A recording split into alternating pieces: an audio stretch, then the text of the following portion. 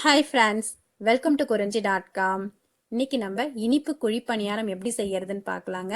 அதுவும் ரொம்ப ஹெல்த்தியா ரவை, கோதுமை, தேங்காய், வெல்லம் இந்த 4 பொருளை சேர்த்து செய்ய போறோம். அதுக்கு நான் 1 கப் அளவுக்கு ரவை எடுத்திருக்கேன். அது ரவையை வறுக்கணும்னு அவசியம் இல்லைங்க, அப்படியே அளந்து எடுத்துக்கலாம். அதே அளவுக்கு 1 கப்பு கோதுமை மாவு. இப்போ இந்த ரவையும் கோதுமை மாவு மட்டும் நம்ம சேர்த்து செய்யும் போது இது கொஞ்சம் ஹார்டாக இருக்கும், ஏன்னா நம்ம இதில் சோடா உப்பு எதுவும் சேர்க்க போறதில்லை.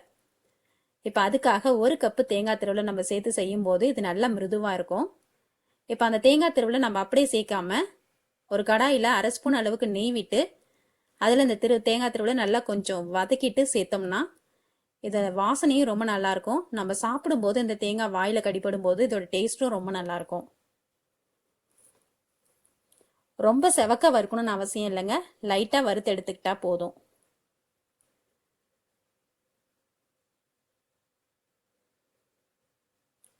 இப்போ நம்ம இதையும் மாவு கூட சேர்த்துடலாம்.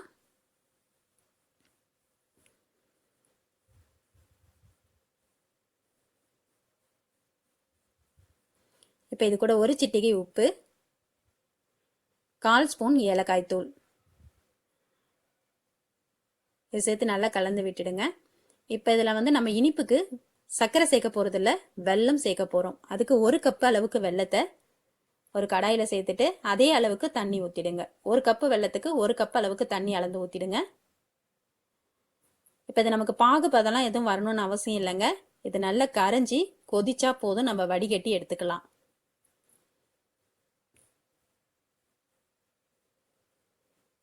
இப்போ நம்ம வீட்டுக்கு திடீர்னு யாராவது ஒரு கெஸ்ட் வராங்கன்னா இது ஒரு 1/2 மணி நேரத்தில் நம்ம இதை ரெடி பண்ணி கொடுத்துடலாம். இதை வந்து ஈவினிங் ஸ்நாக்ஸாகவும் கொடுக்கலாம், இதை நம்ம டிஃபனுக்கு கூட செஞ்சு கொடுக்கலாங்க, நல்ல ஒரு ஃபில்லிங்காக இருக்கும்.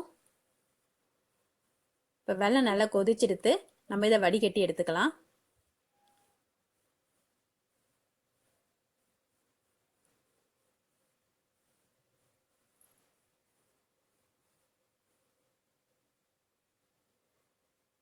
இதை நம்ம மாவு கூட கலந்துடலாம்.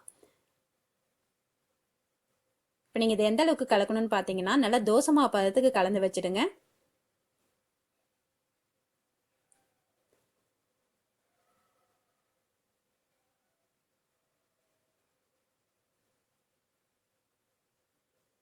இப்போ நம்ம இந்த அளவுக்கு தளர்வாக கரைச்சாதான் இந்த ரவையை நல்லா நம்ம 1/2 மணி நேரம் இதை ஊற விட்டோம்னா ரவை நல்லா இதில் ஊறி நமக்கு மிருதுவான குழிப்பணியாரம் கிடைக்கும்.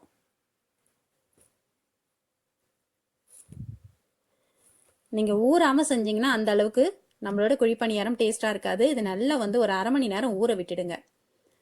ஊறுச்சுன்னா இந்த ரவை இதில் இருக்க தண்ணியெல்லாம் இழுத்துக்கிட்டு நமக்கு கரெக்டான பதத்துக்கு மாவு கிடைச்சிரும். இப்போ பாருங்க, இதோட மாவு கரெக்டான பதத்தில் இருக்கு.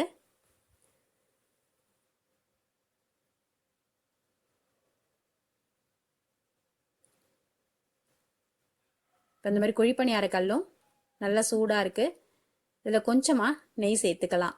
உங்களுக்கு நெய்யோட வாசனை பிடிக்காதுன்னா நீங்கள் ரீஃபைண்ட் ஆயில் கூட சேர்த்து செய்யலாம். இப்போ இதில் நம்ம அந்த மாவை முழுசாக ஊற்றாதீங்க, இந்த குழியில் 3/4 வாசி அளவுக்கு ஊற்றினா போதும்.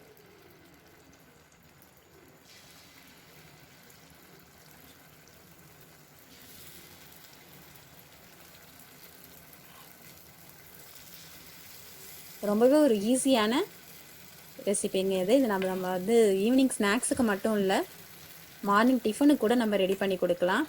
சண்டே அந்த மாதிரி லீவ் நாளில் குழந்தைங்களோட எல்லாரும் வீட்டில் ஒன்றா இருக்கும்போது இந்த ரெசிபியை செஞ்சு சாப்பிட்டு பாருங்கள், இதோட டேஸ்ட்டு ரொம்ப நல்லாயிருக்கும்.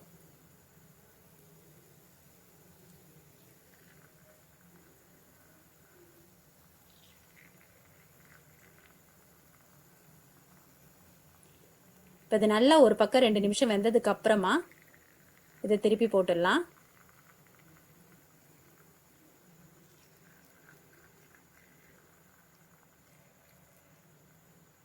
இந்த மாதிரி குழிப்பணியாரம் இதெல்லாம் செய்யறதுக்கு நம்ம நான்ஸ்டிக் கல்லில் செய்யும்போது நமக்கு ஒட்டாமல் ரொம்ப ஈஸியாக இருக்கும்.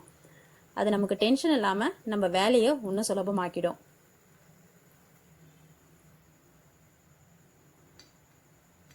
திருப்பி போட்டு நல்லா வெந்ததுக்கப்புறம் எடுத்துடலாம். 2லேருந்து 3 நிமிஷம் விட்டால் போதுங்க, நல்லா வெந்துடும் இது.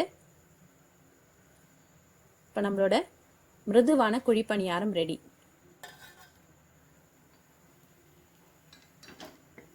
இது நல்லா சூடாக இருக்கும் போதே சர்வ் பண்ணுங்கள். இதோட வாசனையும் டேஸ்ட்டும் அவ்வளோ நல்லாயிருக்கும். இந்த ரெசிபி உங்களுக்கு பிடிச்சிருந்தா லைக் பண்ணுங்கள், ஷேர் பண்ணுங்கள், சப்ஸ்கிரைப் பண்ணுங்கள். உங்கள் ஃப்ரெண்ட்ஸ் அண்ட் ரிலேட்டிவ்ஸோட இந்த வீடியோவை ஷேர் பண்ணிக்கோங்க.